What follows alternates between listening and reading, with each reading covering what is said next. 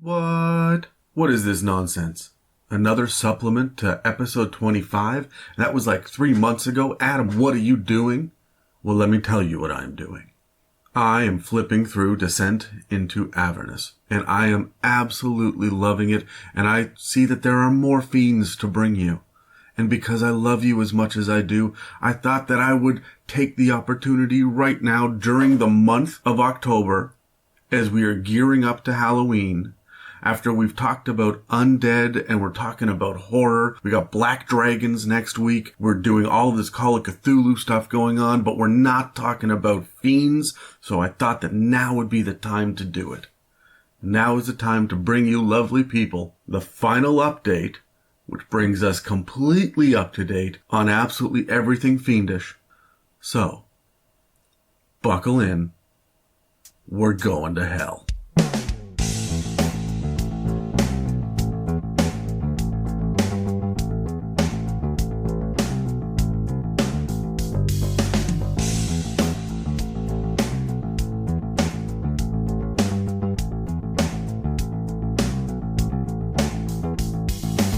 So, there are a number of strengths in this book, and there are also a handful of weaknesses. And one of the things that I want to mention right now is the fact that if you're picking this up to get some more fiends in your life, then you are going to be sorely disappointed because, honestly, there's not a lot. And strangely, there's not a single new devil. You get some good stuff about the gods, you get some stuff about the archdevils, you get some decent landscape stuff, and we're going to talk about the vehicles here in a few minutes. And all that is fantastic. The Baldur's Gate stuff, great.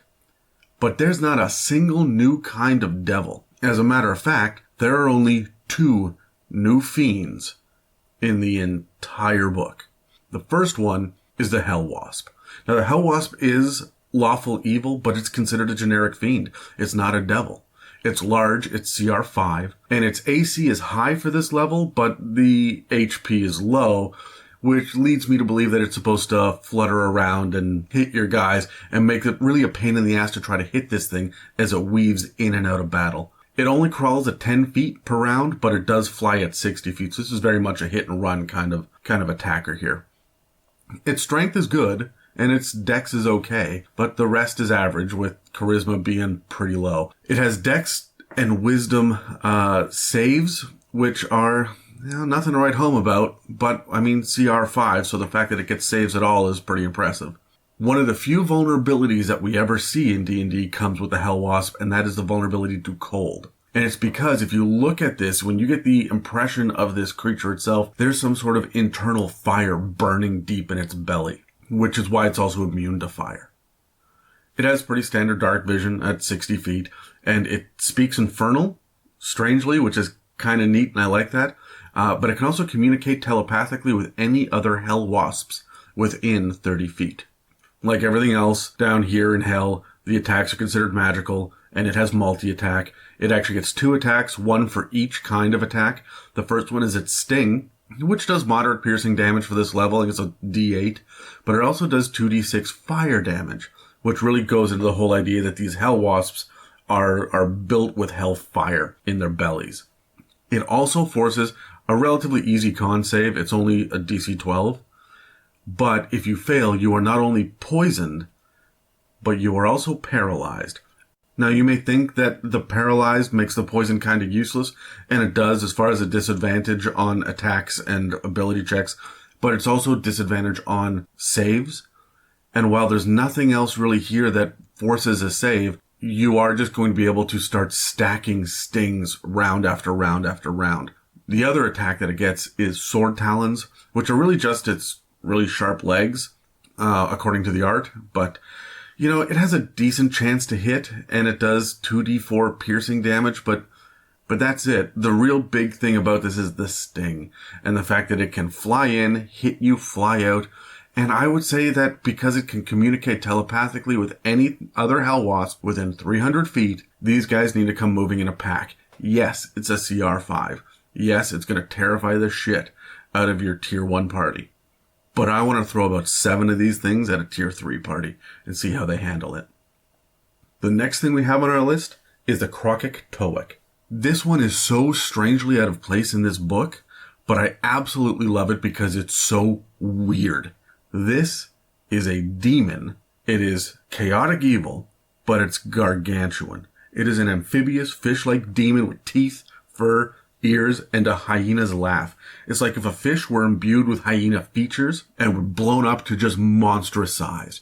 That's so cool and so weird. The other cool thing about it is there's only one of them. This is not a kind of demon. This is the Krokatoic. This one. And it's Yeenagu's personal pet. For those of you that remember my discussion before in the Demons supplement about Yeenagu and how he is directly linked to gnolls, Yeenagu is just chaos. He's just utter madness and destruction. Of all of the demon lords, he's going to be the one that is by far the most destructive and chaotic.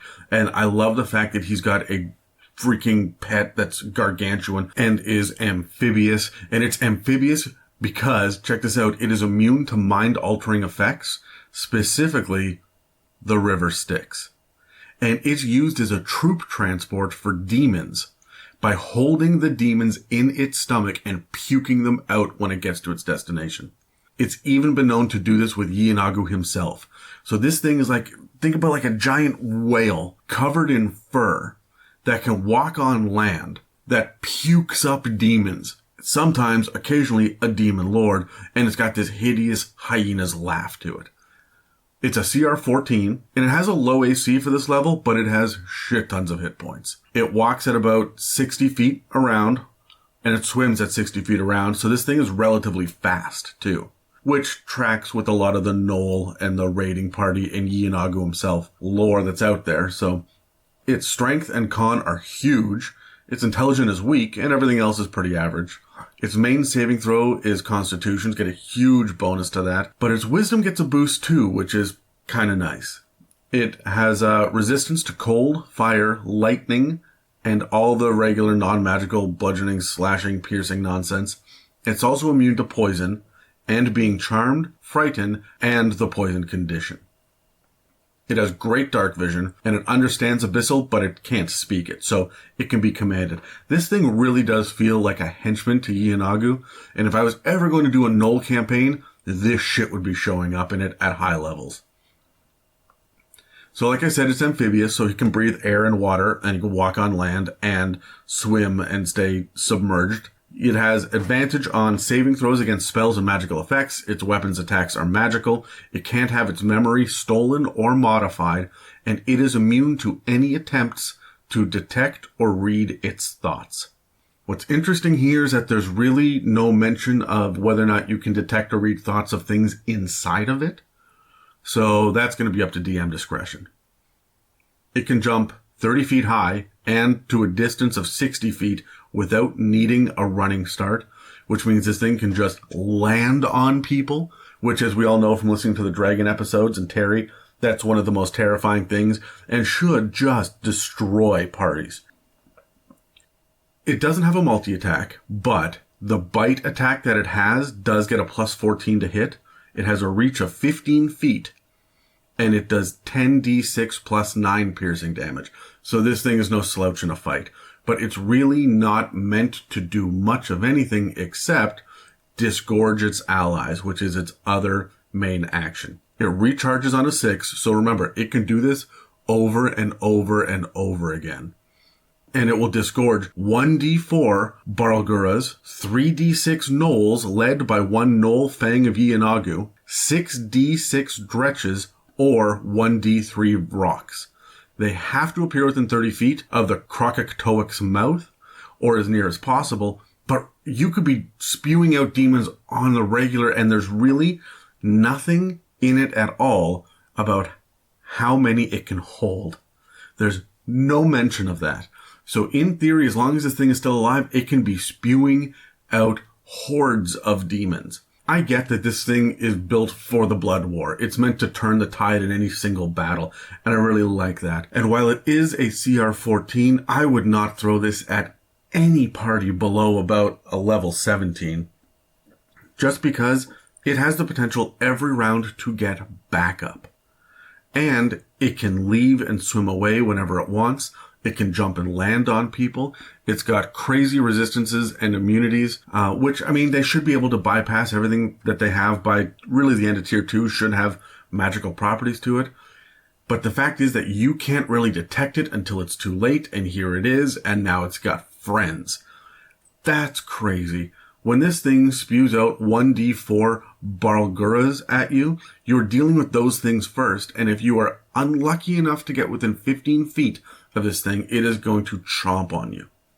Meanwhile, it is going to be waiting and trying to puke up the next round of whatever nastiness is out there. 6d6 dretches? Sure, a dretch is nothing, and your fireball spell is going to wipe out a shit ton of them. But the action economy is working against the party, so this thing stacks way higher than it should, because it can bring with it an army.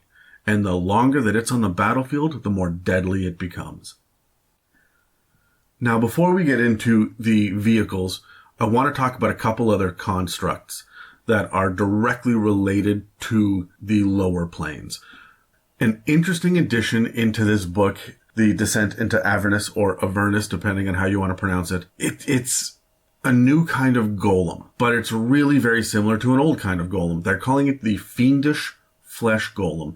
Now, for those of you that are not familiar with a flesh golem, it's essentially Frankenstein. It's essentially sewn together parts. That is the basic idea behind it. It's sewn together parts of people and elves and dwarves and whatnot. It's a medium-sized creature. It's been stitched together. It's got a berserk feature. When it drops to a certain number of hit points, it goes absolutely batshit crazy and is difficult to calm down. It heals if it gets struck by lightning, and it's scared of fire. And for the most part, that sums it up. They're pretty hard to kill, but they're not brutally difficult because they're only a CR 5. Their slam attack is pretty powerful for that level, but it's really nothing over the top. And so then they turn around and they gave us the idea that, well, wait a minute, what if they make a flesh golem out of fiendish parts? But it's not considered a fiend, it's considered a construct. And here are the differences between the fiendish flesh golem and the standard one. Of course, these things are created by night hags. It was always going to be night hags. You could kind of feel it in the flavor of this. Night hags are the perfect fiend for stitching together bits and pieces of other creatures that they find along the way. But they keep the process for creating fiendish flesh golems very secretive. Every one of the flesh golems can fly because they have the magical ability to do it, even if they don't have wings. Every flesh golem is very, very different because of all the different pieces it gets. So when you start thinking about what fiends are involved, I would say that you have a little bit of freedom in being able to add certain effects that may or may not be standard, depending on whether or not they're stitching together a Baylor or a Glabrazu. Let's get into some of the mechanics of it. The CR, first of all, bumps from 5th for the regular flesh golem up to 8. And they're large, they're no longer medium, so these things are pretty beefy. They're also not neutral.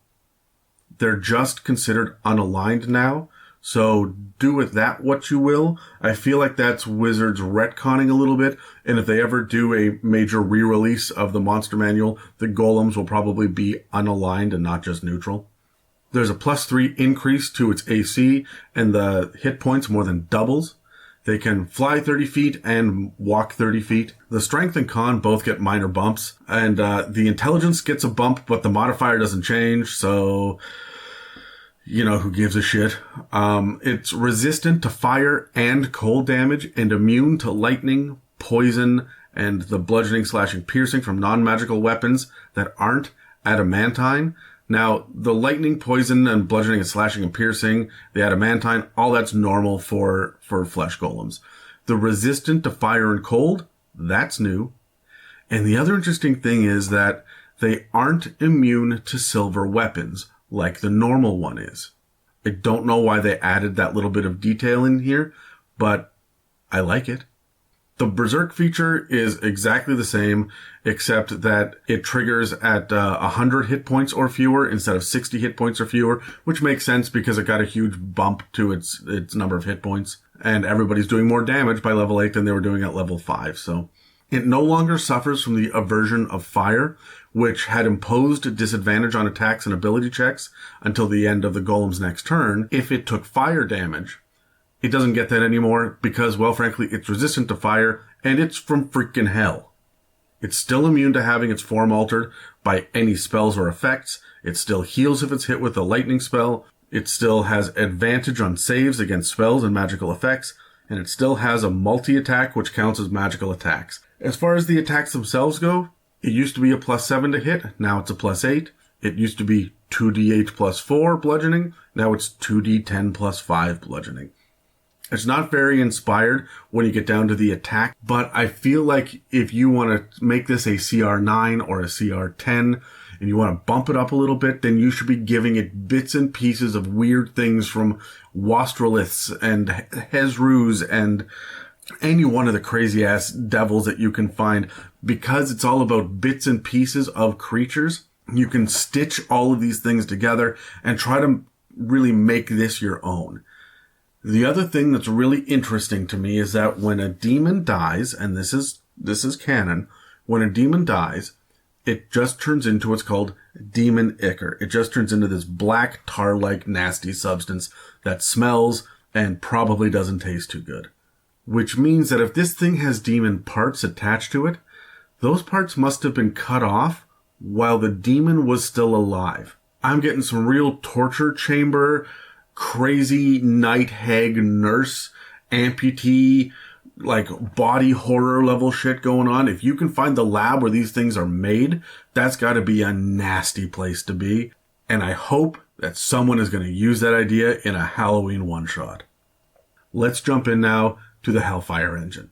This is the one that everybody's been kind of waiting for. This is the one that I skipped before because we weren't going to do constructs. But here we are between flesh golems and vehicles, so we got to bring this up. First and foremost, yes, this is a construct. It's not a fiend. You're not going to be able to sense it with your primeval awareness. It's considered lawful evil. It's a huge construct, and it's semi-autonomous because it says specifically Amnazus and other devilish generals hold them in reserve until they're needed. They're usually out there to crush mortals and demons, but sometimes these things get loose and they're driven berserk by their own need to destroy. Every one of them is slightly different, and they are incapable of subtlety or trickery, but they are just going to wreck house when they're around. They run on souls. They trap souls. Mortal creatures, specifically mortal creatures, so not necessarily demons, but mortal creatures that are slain by the Hellfire engines end up joining the Infernal Legions in hours unless powerful magic intervene on their behalf.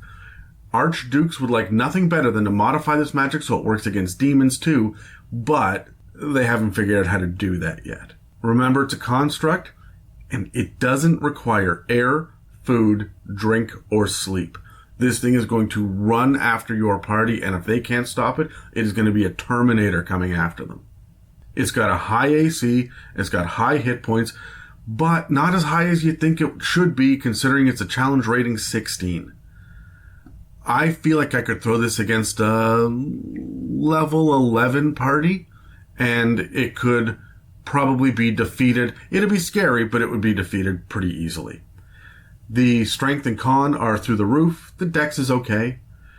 It's got saving throws in dex, wisdom, and it's got a saving throw of charisma +0. So I think that's probably just because the charisma modifier is at a -5 because its charisma and its intelligence are garbage. It has resistances to cold, psychic, and the standard bludgeoning, piercing, and slashing from non-magical attacks that aren't silvered specifically. It is immune to fire and poison, which makes sense. It is a Hellfire engine.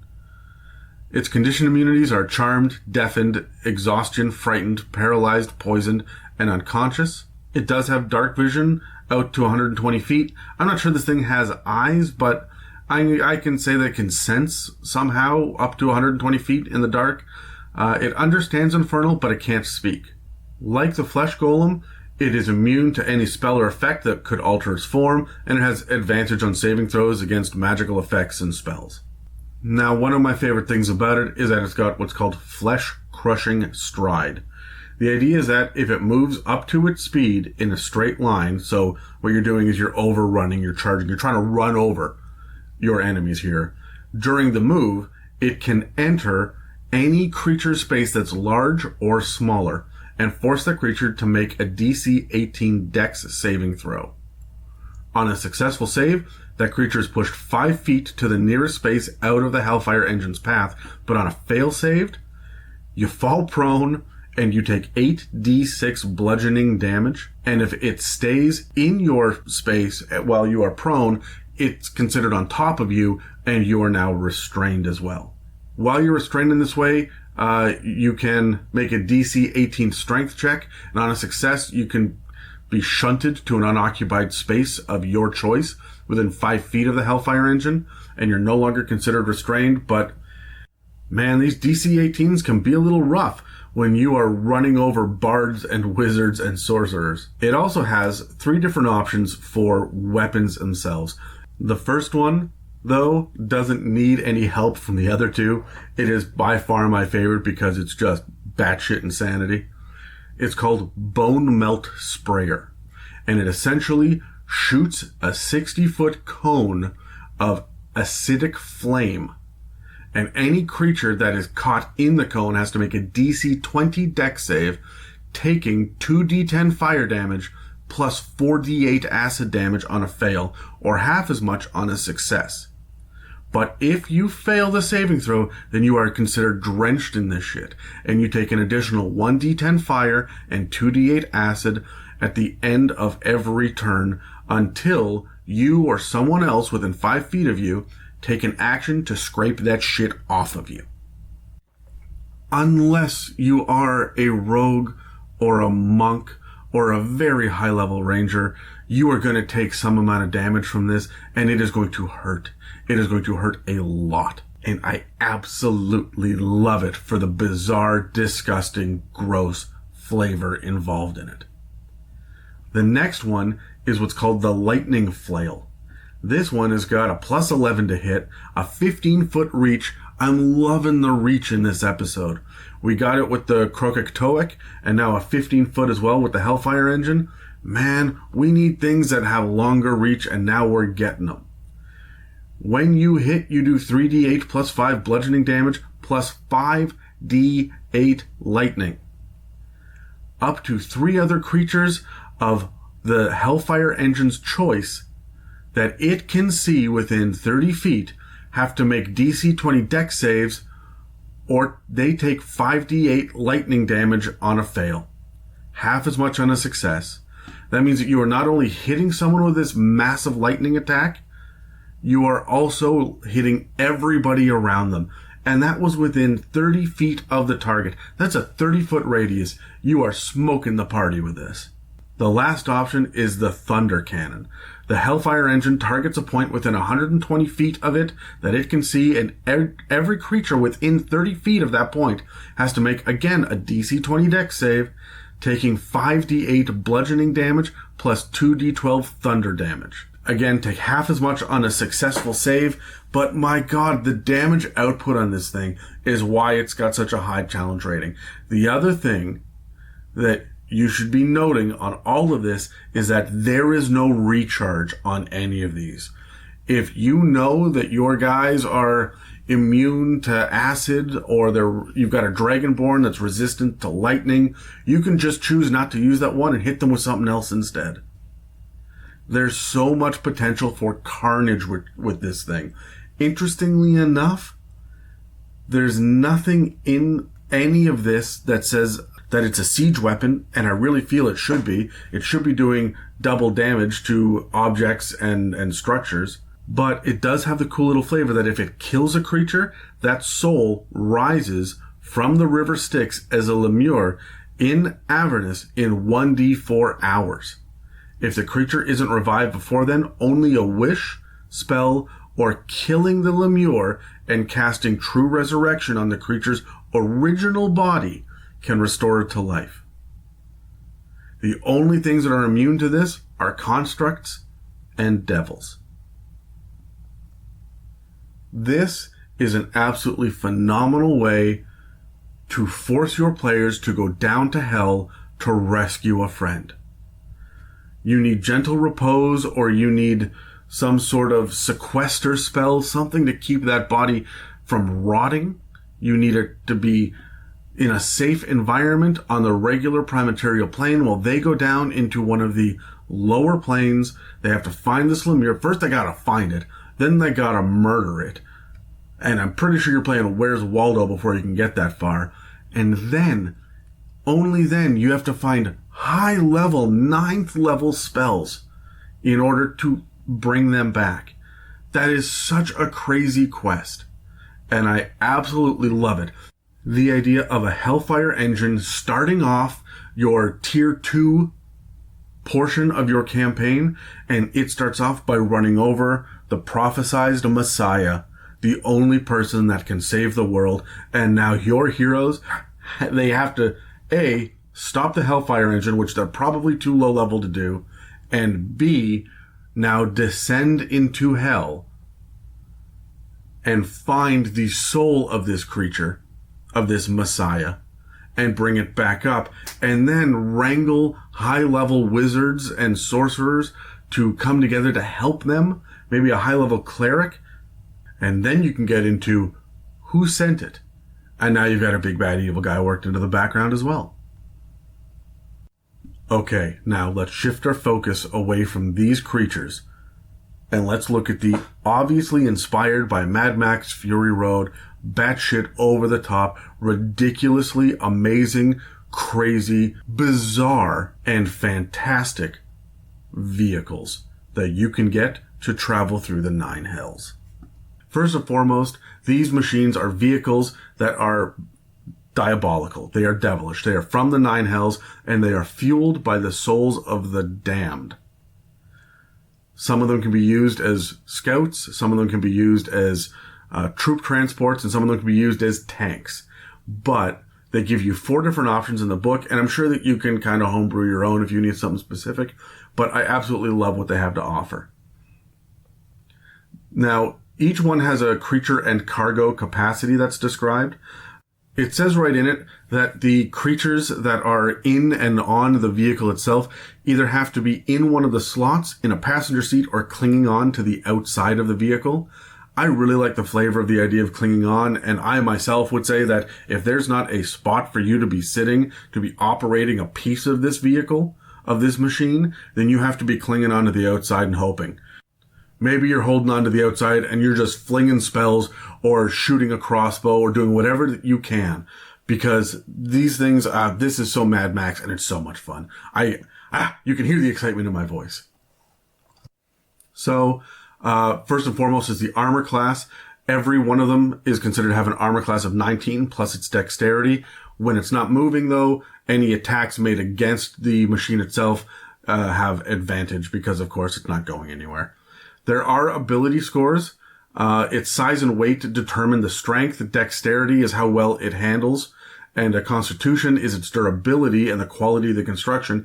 It doesn't really have an intelligence, wisdom, or charisma score at all. So if it has a 0 in the score, it automatically fails any check or saving throw that would use that score. There are hit points involved in each, and we're going to talk about repairs to the vehicle afterwards. There's also a mechanic about what happens when it drops to 0 hit points, ceases to function. If it's damaged beyond repair, what happens to the souls inside of it, because they're considered to be inside the vehicle's furnace and released to the afterlife, which is ridiculously fun. There's a damage threshold mechanic as well in this, which is very similar to the damage reduction mechanic from earlier editions, but it's not quite the same. Let me go into it right now. The idea is that there's a numerical value that an attack has to do a certain amount of damage beyond this numerical value. It can meet or has to surpass it. So, for example, if there's a damage threshold of, let's just say I'm going to pick around number 10, and you do 6 damage to it, no damage is actually incurred. There's nothing that happens to the machine itself. The vehicle does not take any damage because I didn't get up to that number of 10. But if I do 11 points of damage, so 10 or above, let's just pick 11. If I do 11 points of damage, then it takes all 11 points. So this is not negating the first 9 points of damage. You just have to do so much damage that it's going to overwhelm this area and like this area of the plating or the armor that it has, and then that area will take the full brunt of that damage. There's also a mishap threshold, which we'll get into the mishaps later. They're actually a lot of fun and gives you some really fun ideas about other ways that you can look at chases through with wagons or even ships if you wanted as well. But before we get to that, let's talk about the action stations and the crew. Now, first and foremost, every single one of these machines needs to have a person in the action stations in order for the actions to be able to be used. Think about the fact that a cannon needs to have someone lighting the fuse or loading the cannonball in order for the cannon to go off. Otherwise, it just sits inert. It's the same basic idea here. If you don't have people in the appropriate spots, then you cannot use some features on these machines. And every time that you use one of these actions, it takes an action in initiative to do it. Not a bonus action, not a movement. It takes your action, which means you cannot be doing your attacks or your spell casting or anything else. You are actively controlling this machine. So let's get into the nitty-gritties. First and foremost, these things are considered magical. So if you go into an anti-magic field, everything, the engine, the furnace, whatever it is, it all just shuts right down. And it can't be restarted until both the engine and the furnace, and I would say the rest of the machine, are free of the field. They do provoke opportunity attacks as normal, and when they do, the attacker can target the vehicle or any creature riding on or inside it that does not have total cover. And of course, you have to be able to reach it. The action stations themselves do take up an action, like I mentioned before, and once a creature uses a station's action, that action cannot be used again until the start of that creature's next turn. Only one creature can occupy each station. So, what that says to me is that if the halfling in the party fires the cannon, the next person in initiative can't come through and then do it again, right? It has to have a moment to recharge or reload. A creature that's not occupying an action station is either in a passenger seat or clinging to the outside, and you can take actions as normal. One of the action stations that is available in every single one of the vehicles is the helm. It's essentially where the driver sits. They have a steering wheel, they've got levers and pulleys and pedals and all sorts of other crazy-ass controls, maybe buttons to press and whatever you can think of to flavor it yourself, but the helm requires a driver to operate. If it doesn't have a driver, it automatically fails every dexterity save, and it essentially just doesn't drive. Now, you can be proficient with land vehicles, and at that point you can add your proficiency bonus to ability checks and saving throws that use the Infernal War Machines ability scores. You use your action as the driver to either propel the vehicle up to its speed or bring the vehicle to a dead stop. While the vehicle is moving, the driver can steer it along any course. It doesn't say anything about having to slow down, to stop, to back up or in reverse. So it's just moving that speed as you would for really any other creature. If the driver is incapacitated or leaves or does nothing at all, then the war machine stays on course. It stays on the same speed and it does the exact same thing that it did the last round. Unless it hits an obstacle big enough to stop it.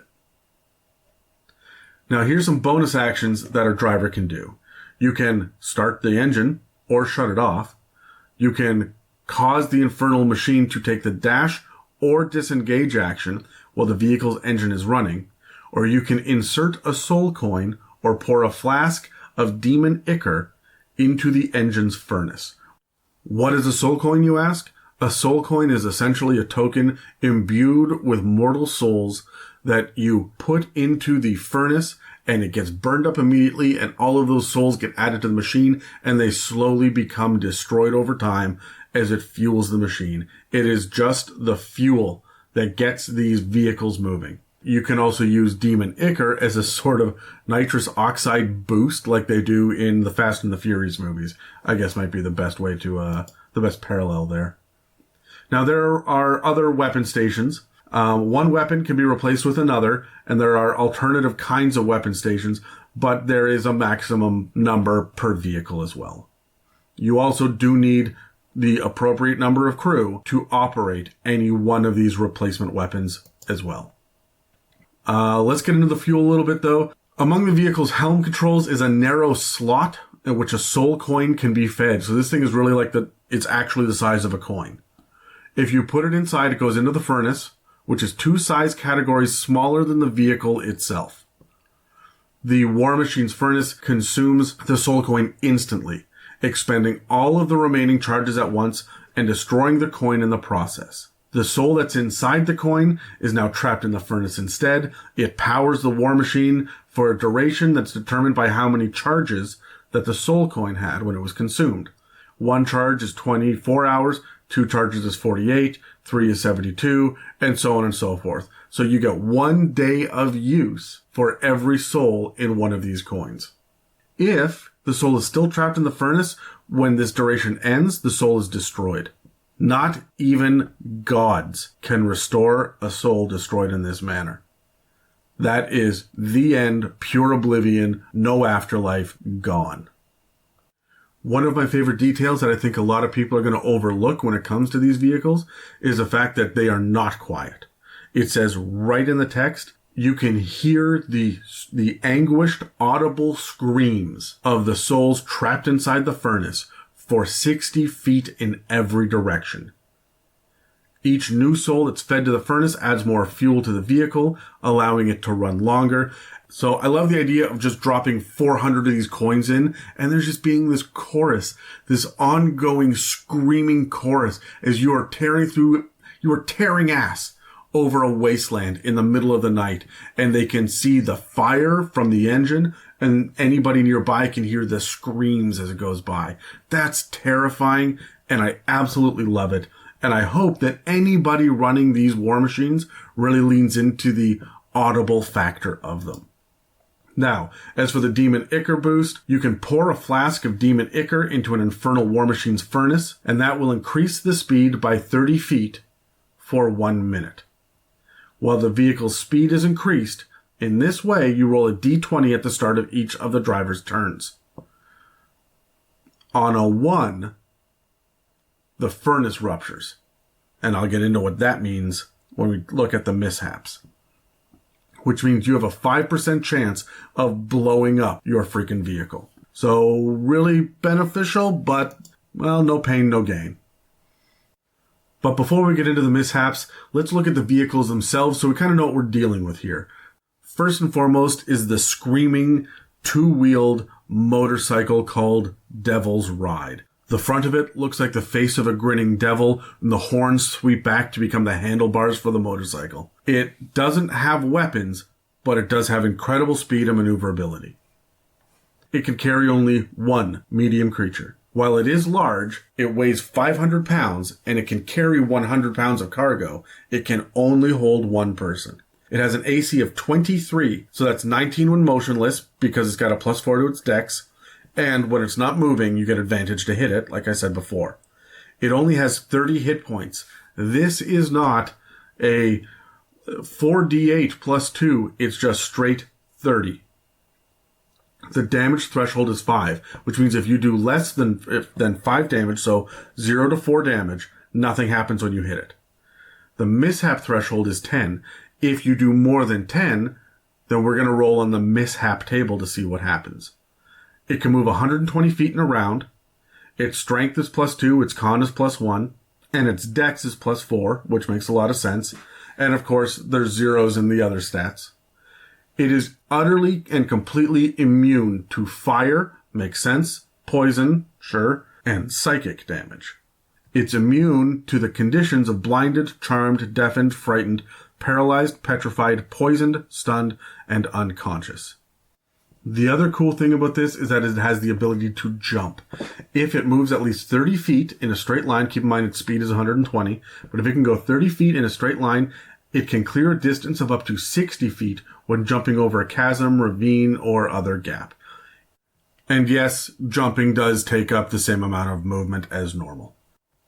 It's got what's called prone deficiency as well, which means that if it falls prone, it can't right itself. It's considered incapacitated, and someone else has to pull it upright. But it also has the ability to stunt. On its turn, the driver of the Devil's Ride can expend 10 feet of movement to perform one free vehicle stunt, such as a wheelie or a burnout. Before you can do it, though, you have to move 10 feet in a straight line, and you have to make a DC 10 dex save using the bike's dexterity. If you do that, the stunt is successful. Otherwise, the driver is unable to perform the stunt and can't attempt another stunt until the start of its next turn. If you fail by 5 or more, the Devil's Ride and the creature driving it immediately fall prone and the bike wipes out and comes to a dead stop. There's the helm that requires 1 crew. It grants half cover, and you can drive and steer the Devil's Ride from here. You also get a reaction. If the Devil's Ride is able to move, the driver can use its reaction to grant advantage on a dex saving throw. So while the motorbike is kind of fun, I like the next one a little bit better. It's called the Tormentor. It says right in the description of the Tormentor, it is essentially a dune buggy. It has bladed iron wheels that drive the vehicle forward. It's a huge vehicle, and it is 3,000 pounds, so don't go over rope bridges with this. It can hold 4 medium creatures and 500 pounds worth of cargo. Its AC is 21, so less than the other one, but its hit points are 60, so double. Its damage threshold is 10, and its mishap threshold is 20. It goes 100 feet instead of the 120 that the Devil's Ride went. The strength and the constitution are both raised for this one. The dex is dropped a little bit, but it's got the same immunities and condition immunities as well. It also has crushing wheels, which means that the Tormentor can move through the space of any medium or smaller creature, which forces a DC 13 dex save for 2d10 bludgeoning damage and the potential to be knocked prone. If you're already prone, you take an extra 2d10 bludgeoning damage. This trait can't be used against any particular creature more than once per turn. But I love the idea of 3 or 4 of these things going by. The first one knocks the person over, and the others just turn them to freaking pulp. It also has the same prone deficiency that the Devil's Ride had, which means that if it's flipped over, it can't get back up on its own. All of its weapon attacks are considered magical. It has what's called raking size, which means that when it moves within 5 feet of a creature that isn't prone or another vehicle for the first time on a turn, it can rake that creature or vehicle with blades that stick out from it, doing 2d10 plus 2 slashing damage. A creature moves out of the way and takes no damage on a DC 13 dex save, and a vehicle gets out of the way if the driver at the helm makes the same DC 13 dex save. For the Tormentor, there are 2 action stations. The first one is Helm, which requires 1 crew again, but this time it grants 3/4 cover. And again, it allows you to drive and steer the Tormentor. There's also the Harpoon Flinger, which requires 1 crew and grants half cover. Now, this has ammunition, so it comes standard with 10 harpoons, and has a range attack, which is plus 7 to hit. You have 120 feet of freaking range on this, and you hit doing 2d8 plus 2 piercing damage. Again, you get the reaction called Juke, which allows you to use your reaction to grant the Tormentor advantage on a dexterity saving throw. Now, the Demon Grinder.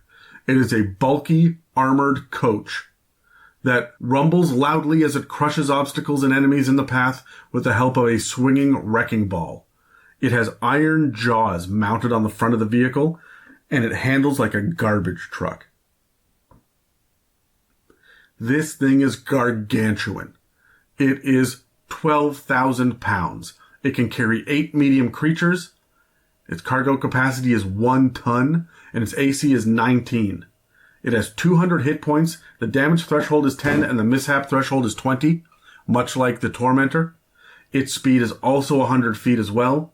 But its strength is plus 4, its con is plus 4, and its dex just is at a straight 10. There's no bonus there, which is why its AC is 19. Again, the same damage immunities: fire, poison, psychic, condition immunities: blinded, charmed, deafened, frightened, paralyzed, petrified, poisoned, stunned, and unconscious. It has crushing wheels as well. That's one of the features, which means that it can move through the space of any large or smaller creature and force a DC 11 dex save throw for 4d10 bludgeoning damage and being knocked prone. If you're already prone, then you take an extra 4d10 bludgeoning damage. And you can't use this against the same creature multiple times on the same turn. Again, the weapons are considered magical, and it has the prone deficiency, which means it can't get back up if it gets knocked down. The helm requires 1 crew and grants 3/4 cover again, and allows you to drive and steer the Demon Grinder. Now, here are the 3 really fun actions. First and foremost, there's the Chomper. This requires 1 crew and grants half cover, but it's a melee weapon attack plus 9 to hit. Its reach is 5 feet, and you do 6d6 plus 4 piercing damage.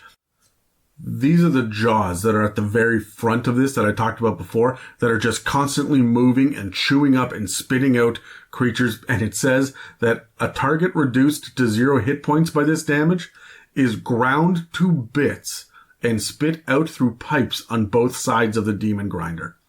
Any non-magical items the target was holding or carrying are destroyed as well. You essentially are a freaking wood chipper. Also, you have a wrecking ball on the back. This requires 1 crew and grants half cover as well. It has a plus 9 to hit. It's got a 15-foot reach, and it does 8d8 plus 4 bludgeoning damage. You can double the damage if the target is an object or a structure, which means you're running around just fucking shit up. I'm thinking about, I think it's Terminator 3, where they are driving through the city with the freaking wrecking ball, wiping out entire portions of buildings and stuff. Man, I absolutely love this. I want to drive this thing through Waterdeep. Additionally, it also has 2 harpoon flingers, so that's a total of 5 action stations. There are 10 harpoons per station, and it's a plus 5 to hit, range 120 feet, and you do 2d8 piercing damage with them. I freaking love this vehicle. It is just pure carnage, and I need to have this in every campaign moving forward. Honestly, if I am a gnome tinkerer, I want to get my hands on one of these things and make it run somehow where I don't need it to use souls. Maybe alchemist fire instead. But I gotta figure some way out to have one of these things so I can just, you know what? I want to wreck the entire jungle in Tomb of Annihilation. What's up, Strahd? You think you're a badass? Come get ground up by my freaking Demon Grinder. I so desperately want to drive one of these things through the narrow corridors in the Tomb of Horrors and just destroy freaking everything. I love this vehicle. The last one, which is still freaking awesome as well, is the Scavenger. The Scavenger, it says, handles like a small bus, and it's used to sift through the battlefield looking for scrap metal and other materials that's worth salvaging. Attached to the back of it is a crane with an iron grappling claw that's fastened to the end of a winch with a 50-foot long chain. I think that's badass. The Scavenger is a huge vehicle. It's 9,000 pounds, and it can carry 8 medium creatures and a cargo capacity of 2 tons. The AC is 20, it's 19 while motionless, and it has 150 hit points. Its damage threshold is 10, and its mishap threshold is 20. Again, a speed of 100 feet. It's got more strength even than the Demon Grinder. It has a 20 into strength and a 20 into con, and a plus 1 into dex, so it's a little bit more maneuverable as well. The same damage and condition immunities that we've seen with the others, and it also has the crushing wheels that the Demon Grinder had. This time it's for larger, smaller creatures and a DC 12 dexterity saving throw for 3d10 bludgeoning damage and being knocked prone. Again, if you're already prone, you take an additional 3d10 bludgeoning damage. And considering that this thing is meant to go over the battlefield after the battle and pick up bits and pieces of useful metals and items and whatnot, I feel like there are a lot of people that are still prone, that are not quite dead, that are just getting blown over by this thing and getting smushed to a pulp. Remember, you can't use the crushing wheels against any creature more than once each turn. Again, we have the weapons are magical. It has the prone deficiency. There's the helm that grants 3/4 cover and allows one crew member to drive and steer the scavenger. There's the grappling claw on the back that requires one crew and grants half cover. And this is considered a melee weapon attack. It's got a +10 to hit, but a reach of 15 feet. The target is grappled with an escape DC of 12 on a hit.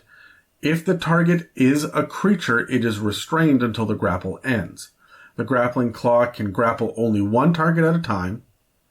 And if you're operating it, you can use a bonus action to make it release whatever it's holding. I like the idea of hitting somebody with this and then moving the claw over a ravine and releasing it. I think there's a lot of really fun ways. I like the idea of trying to get information out of a party member by dangling them over the river Styx by this grappling claw. There's some really fun opportunities here, some really cool uses. I think I want to grapple a mount and pull it out from underneath someone as well. There's a lot of fun in here. I'm really enjoying it. You get 2 more of the harpoon flingers, +6 to hit, 120 foot range, 2d10 +1 piercing damage. So they're a little bit more useful than the one on the Demon Grinder. I feel like the Demon Grinder's got its own thing going for it though. Anyway, those are the 4 vehicles, and I absolutely think that they are phenomenal. I wish that we had even more of these things, and I wish we had more than just the diabolical side of it as well. I want to see gnomish vehicles. I want to see dwarven excavators. I want to see celestial chariots. I think there's a lot of fun stuff that we can do in here, and really the sky's the limit. But let's talk about another kind of limit, the mishaps. Now, you heard me talking about how there was a damage threshold, which I spoke of before. It was usually 10, except for the Devil's Ride. But there was also the mishaps as well, which was usually 20, again, except for the Devil's Ride, which was 10. So let's talk about mishaps for a second. When you end up having to roll for a mishap, you roll in the mishaps table. War machine that is in motion, if it takes damage from a single source equal to or greater than its mishap threshold, or it fails an ability check, or its driver fails an ability check using the vehicle's ability by more than 5. So, what are the mishaps? Well, you're rolling on a d20 table, and let's go through them really quickly. There are mechanics for each one of these. It usually involves some sort of ability check in order to either end it or to avoid the mishap. But what you can do is you can end up flipping the vehicle. You can damage an axle. You can accidentally shed armor. You can get hit by blinding smoke that's coming out of the helm area, and that causes some blindness. There are weapon malfunctions. There's furnace rupturing, which affects your speed. And then there is locked steering, which means that you are stuck going in one direction. And then, of course, the engine flare, and that's when you roll the 1 on the d20. It's by far the worst because you take 3d6 fire damage if you're in or on the vehicle. So, interestingly enough, your vehicle can also get exhaustion the same way that a creature can. It uses the basic exhaustion rules for 5th edition. But when it gets to level 6, its hit points immediately drop to 0 and the vehicle breaks down. The only way to remove the effects of exhaustion on an Infernal War Machine is to repair it. Well, how do you repair it? Well, you have to meet the criteria. You can't operate the helm or the weapon station while making repairs. Second, you gotta be able to reach the damaged area. And third, you have to have the right tools for the job. It lists both smith's tools and tinkerer's tools, for example, but I would say maybe even blacksmith's tools, depending on the nature of the damage caused and what's broken. But before you begin repairs, you have to decide whether or not the repairs are aimed at ending a mishap, removing a level of exhaustion, or restoring hit points. Let's talk about ending a mishap first. There was a repair DC attached to everything on the mishap table except for 1, which was flipping over. You don't need to end that mishap. You need to get out and right the vehicle again. But everything else requires you to do an ability check. It's usually strength or dex based, and you are going to have disadvantage if the vehicle is moving. But you can add your proficiency if you are proficient with the tools that you need to use to make the repairs. If you want to remove exhaustion, then you can spend 1 hour or more trying to reduce the exhaustion level. First of all, it has to be stationary, and the creature that is making the repairs must have spare parts to make the necessary repairs. After an hour, you can make a DC 15 intelligence check. Remember, you cannot do this on a short rest and gain the benefits of a short rest. This is something you are actively doing. You are not resting. So, you have to make a DC 15 intelligence check. You can add any proficiency bonus to the check if you are proficient with the tools while making the repairs. And if the check succeeds, the exhaustion level decreases by 1. If it fails, the exhaustion level remains unchanged, and you can try again and spend another hour trying to do it with the exact same replacement parts. It just didn't work the first time. You can also attempt to restore hit points, and it's very similar. You spend an hour or more trying to patch the hull and replace damaged parts. After an hour of repair work, you can make a DC 15 dex save using a proficiency bonus if you're proficient with the tools that you're using to make the repairs. If you succeed, you regain 2d4 plus 2 hit points. If you fail, you regain no hit points, but you can try again later. That may not seem like a whole hell of a lot, but I feel like the vehicles and the traveling and whatnot, you'd sit down and spend 8 hours working on this vehicle and see how often you were successful in repairing it. This doesn't seem like you're doing a whole lot to it in a short rest unless you're doing a quick pit stop to get up and running to get you the last leg of the journey. I actually really like this mechanic. I like how few hit points you get, and it makes it feel like you need to spend 8 hours while everyone else is getting a rest to get your vehicle up and running again.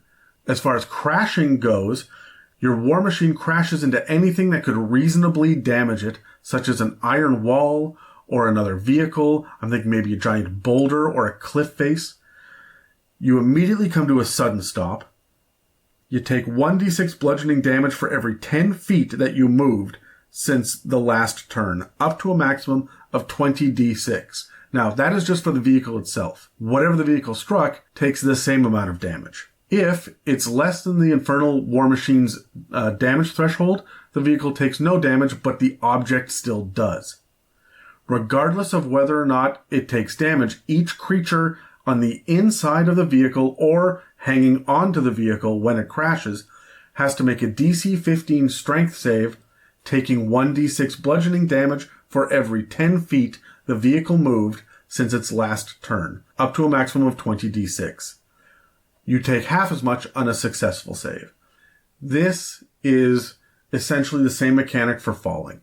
1d6 bludgeoning for every 10 feet that you have moved. Now, strangely, there's also a rule for crashing into creatures as well. We did talk about how you could run over some creatures with some of the vehicles, so I guess this is an alternative. If you were to hit, let's say, a hill giant on the Devil's Ride, then this is the mechanic that you would use. The creature can use its reaction to attempt to get out of the vehicle's way. Doing so means that it will take no damage with a successful DC 10 dexterity saving throw. If the saving throw fails, then you take 1d6 bludgeoning damage for every 10 feet. If you are 2 size categories larger, you will just move right through it and you can continue to move assuming you have any movement left. Otherwise, you come to a complete stop. Every creature inside or on the vehicle goes through the same thing. It's a DC 15 strength save to determine if you take either full or half of the 1d6 bludgeoning damage for every 10 feet the vehicle moved. They also have a little paragraph in here about falling. It's exactly what you think it would be. You will take 1d6 bludgeoning damage per 10 feet fallen, up to a maximum of 20d6, and you will land prone. That's pretty standard for falling. Now, there are also some alternative weapon stations that you can do. They're called fiendish variations, and they're a lot of fun, these different modifications that you can put on, which means you can get rid of your harpoons, you can get rid of some of the other attachments, and you can add these options instead. First is the acidic bile sprayer, which, what a great name. This is a hose weapon that's attached to demonic organs that produce an acidic bile that dissolves flesh on contact. Weirdly, demonic organs. So again, I guess they're pulling organs out of demons while the demons are still alive and attaching them to their vehicles. This requires 1 crew and it grants half cover and it recharges on a 5 or a 6. And what happens is you spray from a nozzle a 30-foot cone. Every creature in the cone has to make a DC 12 Dex save, taking 9d8 acid damage on a failed save, half as much on a successful one.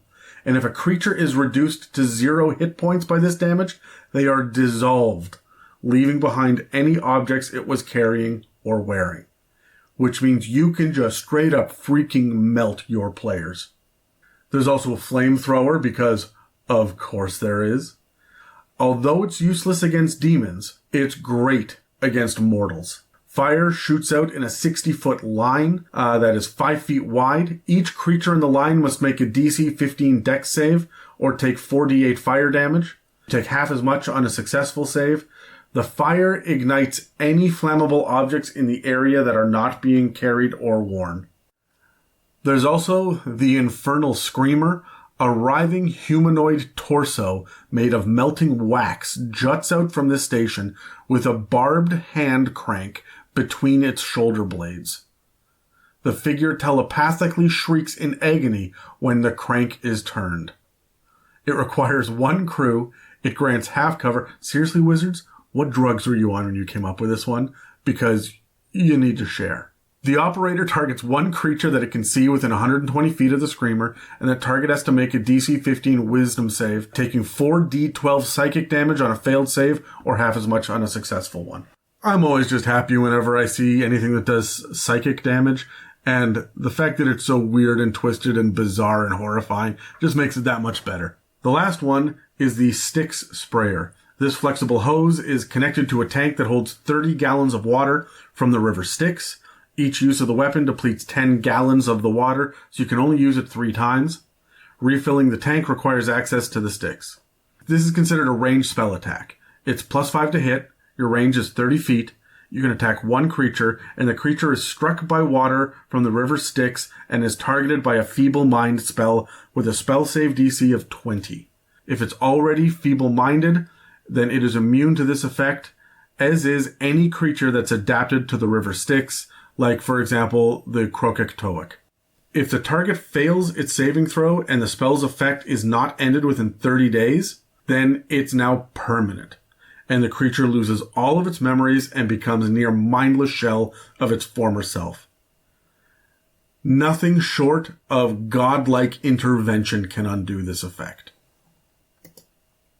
Additionally, you can also upgrade the armor. Sample upgrades, and I do say sample, so they're encouraging you to come up with your own, are the Canian armor, which is an infernal iron from the coldest layer of the 9 hells. And it has a 22 plus its dex modifier now for its armor class. And while the vehicle is not moving, attack rolls made against it still have advantage, but the Infernal War Machine now has immunity to cold damage in addition to its other damage immunities. There's also the Gilded Death armor. This is gold stolen or bartered from the Archdevil Mammon, and it covers the vehicle's exterior. You cannot remove it without destroying the vehicle, and the gold turns to dust when the Infernal War Machine drops to 0 hit points. It grants the vehicle resistance to bludgeoning, piercing, and slashing damage. The last one is Soul Spike armor. The vehicle is covered with spikes inscribed with blasphemous symbols. Luminous, ghostly figures impaled on these spikes wail and reach out in agony. If any creature that's not a devil dies within a 30-foot radius of the vehicle, then its soul, if it has one, is ripped out from its corporeal body and joins the wailing mass of luminous bodies that are stuck to the side of this thing. As long as the soul remains trapped, it can't be raised from the dead by any means. This is a plot hook. This is DM fodder right here. I'm absolutely loving this. You can only free a soul by destroying the vehicle or by targeting the spike that the soul is attached to with a remove curse spell or similar magic, or by destroying the spike itself. Each spike is considered a small object, has 19 AC and 15 hit points, and is resistant to all damage except radiant damage. Now, we've talked weapons, we've talked armor, and you may think we're done, but my god, we're not. There are magical gadgets because we're going to James Bond the shit out of this thing now. Devils like to bedeck their Infernal War Machines with fiendish gadgets to bedevil foes. The couple of things that they give you here as examples are necrotic smokescreen, which the vehicle's driver can activate this magical device as a bonus action, causing the vehicle to expel 30-foot cube of opaque smoke directly in front of it or behind it. The cloud doesn't move, and it lasts for a minute, and the area is heavily obscured, which is what you would expect. Any creature that enters a cloud for the first time or starts its turn takes 6d6 necrotic damage as they inhale this shit. A strong wind will get rid of the cloud, but this device needs 24 hours to recharge before it can be used again, so you really only get to pop the smoke screen once. The other option they give you is the teleporter. The driver can activate this magical device as a bonus action, causing the vehicle to teleport to an unoccupied space that the driver can see up to 300 feet away from the current position. All creatures and objects will go with it, and this device needs 24 hours to recharge before it can be used again. This can be used to great effect to mess up your players if you're in the middle of a chase. Speaking of chases, there are chase rules for Avernus as well. Now, there are some chase rules that are in the Dungeon Master's Guide already, but you can use the Avernus Chase Complications table that's available in this book as well. You use an Infernal War Machines Constitution modifier to determine how many times it can dash during a chase. And when a chase complication forces the vehicle to make an ability check or the driver to make an ability check, then a mishap occurs if the check fails by 5 or more. So, here are the complications. You're rolling a d20, and an 11 to 20 means that there's no complication. On a 1 to 2, however, let's start at the bottom, you drive past a creature native to Avernus, and it chases after you. The DM chooses the creature, which means that you essentially get a random encounter. On a 3, a fiery tornado 300 feet high and 30 feet wide crosses your path. You can avoid the tornado on a successful DC 15 dex save. Otherwise, the tornado envelops the vehicle, and every single creature that's in or on it has to make a DC 18 dex save, taking 18 D10 fire damage on a fail save. Half as much on a successful one. 18 D10 fire on a DC 18 dex. My God, wizards, who hurt you?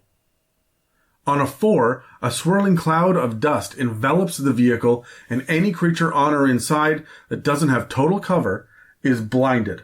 Now, of course, if you're wearing some sort of protective eye gear, this doesn't affect you. And you're only blinded until the start of your next turn, so it's not completely crippling, but it can be pretty bad when the driver's moving at high speeds and the DM wants to put a speed bump or a pothole in your way. On a 5, natural pillars of rock can grant cover as the vehicle swerves between them. The driver can make a DC 15 dex check using the vehicle's dexterity, and on a success, you get 3/4 cover for the vehicle against any attacks. If you roll a 6, then you drive through a herd of low-level demons, and you have to make a DC 15 strength or dex check at the driver's choice to plow through the herd unimpeded. On a fail check, the herd counts as 30 feet of difficult terrain. If you are using the Demon Grinder for this, I am very, very happy. On a 7, the vehicle drives off a 10-foot high ledge and comes crashing down. Everybody on the outside has to make a DC 15 dex save or tumble off, taking normal damage from the fall and landing prone. If you roll an 8, uneven ground threatens to slow your vehicle's progress. The vehicle must make a DC 10 dex check to get through okay. On a failed check, it counts as 60 feet of difficult terrain.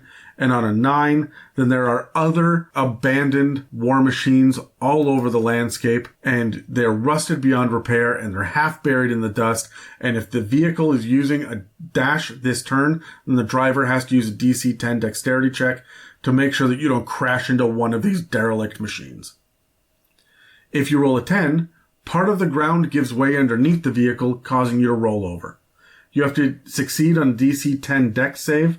On a success, it rolls back into an upright position and can continue moving. On a failure, you land prone either upside down or on your side and come to a complete stop.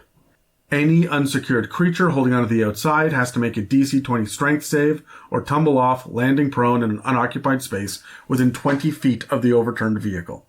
I really like all of that. That's everything that we have for vehicles, which means that, just to go over it again really quickly, there are 4 different options, everything from freaking garbage truck to motorcycle. There are all sorts of crazy attacks. You're moving at high speeds.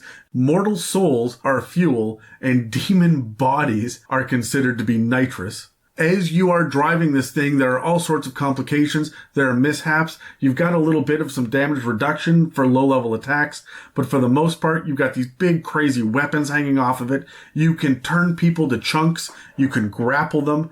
And there are so many other fun little weird mechanics for repair, which is great, for exhaustion, which is great, for upgrades, which is fantastic.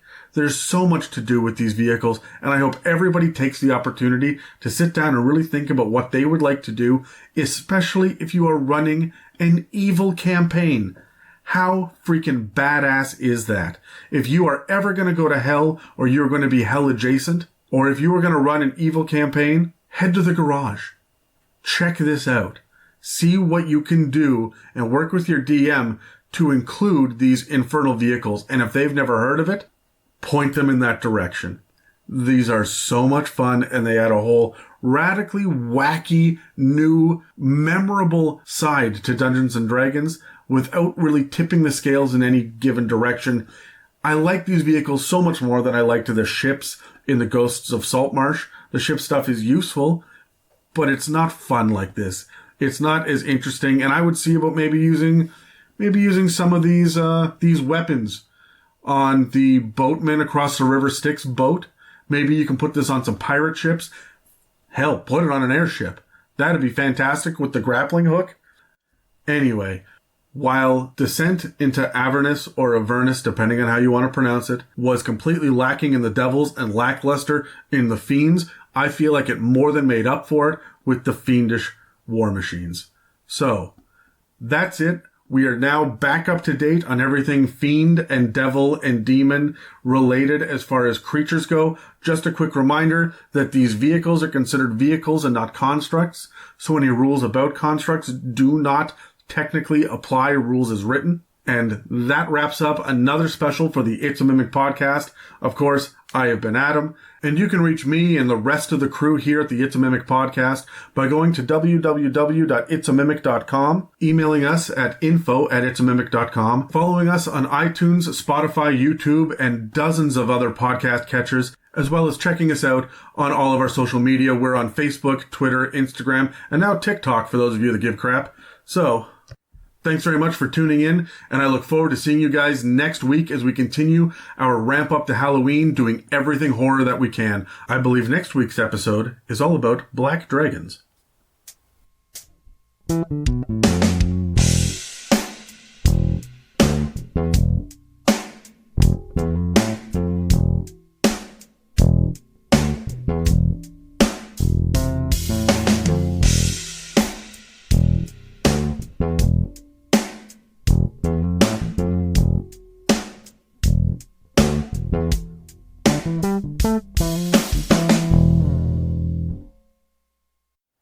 Hey, we normally don't do shout-outs when it comes to any of these special episodes, but I'm going to take a second here and show a little bit of love to the people around me. Shanna is our nearly silent 4th member here at the It's Mimic podcast. She keeps the lights on. She makes sure that everything's running the way that it should. You guys hear her voice at the beginning and end of most episodes, but she really is the reason that we are able to do what we do. She takes care of all the weird behind-the-scenes business shit that the rest of us don't want to do. I want to talk about the Call of Cthulhu people for just a minute. I want to thank Mieka first and foremost because it's my duty as a boyfriend to do that. She's been super patient as I have given up months and months of effort putting this stuff together with Dan. And I acknowledge the fact that it takes a hell of a lot of patience and effort to have a long-distance relationship when one person disappears for multiple nights a week on a project that you don't really understand for months at a time. So I want to say thank you. I know intern Dave, who you guys can hear on the Deep Dark of Radiance right now, is really excited about joining us for future projects. In fact, I think he's jumping on to the Halloween special. He's a big fan of Dungeons & Dragons, and he's a big fan of us, and you guys have actually heard some of his questions in our mailbag episodes, and he is consistently giving feedback to us on a weekly basis. Anytime that there's a new and interesting change that's happening at the It's Mimic podcast, it's because Dave has given some sort of feedback, and we're listening to him because he's someone that we know and trust, and that's why we're excited to work with him on future projects. Then, of course, there's Megan, who is also involved in the Deep Darker Radiance. She is stepping up to do some episodes as well. You guys heard her on Putting the Fun in Funeral, which was episode 37. You're also going to hear her on episode 38, which is Black Dragons. We're really thankful to have her involved. We're looking forward to working with her more in the future. And then, of course, there's Terry, who puts in long days, 20-hour days, and he gives us literally all the free time that he can manage to come in and work behind the scenes, make sure that we've got something going on for our social media. Just a brilliant marketing mind when it comes to things, and I'm very, very thankful to have him on board. And can I say enough good things about Dan? I don't think I can. Dan is the man. Now it's a rhyming plan. It's more than I can stand. Seriously though, Dan is the heart and soul of this entire project. And as much as I sit down and say, Dan, I want to do 16 freaking episodes in a 4-week period, and I want it to be high quality, and I want it to be informative, I want to make it more professional, I want it to be better, and Dan, I need you to be the person that works with me to do this. I'm coming over. I've got this impromptu meeting that's coming up in the middle of the day that you're just going to have to sit there and listen to me ramble about ideas and pitches, and we play D&D together for 12 hours a day, so I already eat up 1/7 of his time. And then he runs a family with 3 small kids, and he's got a physical job that he works, and he's been struggling with some back issues recently, and I don't know how this man does it, but he is at the raggedy freaking edge. And I have to say that more so than anybody else involved in this project, I am super freaking thankful to have Dan with me working, because I'm not good at this. I'm really not. If it wasn't for Dan and Terry, this shit wouldn't happen. If it wasn't for Shanna, if it wasn't for the support from Mieka, and for Dave and Megan stepping up to be involved and making it so that we can do bigger and better things, all of this would fall apart. And so I just want to give a quick thank you. And that's not including Brad, who stepped in for episode 30, or Tyler, who's given us music, or Cody, who's given us music, or Katie, who's given us all of these logos and everything. There's so much collaboration that goes into this. So I thought I would throw in a great big thank you secretly at the very end of one of our little special episodes that I'm pretty sure the other guys are not going to listen to. But whether it's Charlie, who is helping us with our social media stuff that we don't understand, like TikTok, which is brand new, or whether it is those of you that are writing into the mailbag episode, there are so many people involved in this process, and I'm blown away by this community. I'm absolutely in love with this, and I couldn't be a part of it if it wasn't for all of you. So just like a heartfelt thank you from the dick of the freaking podcast. Now, don't tell anybody, and I'll go back to beating up on Dan in a couple of weeks. As Terry would say, we out.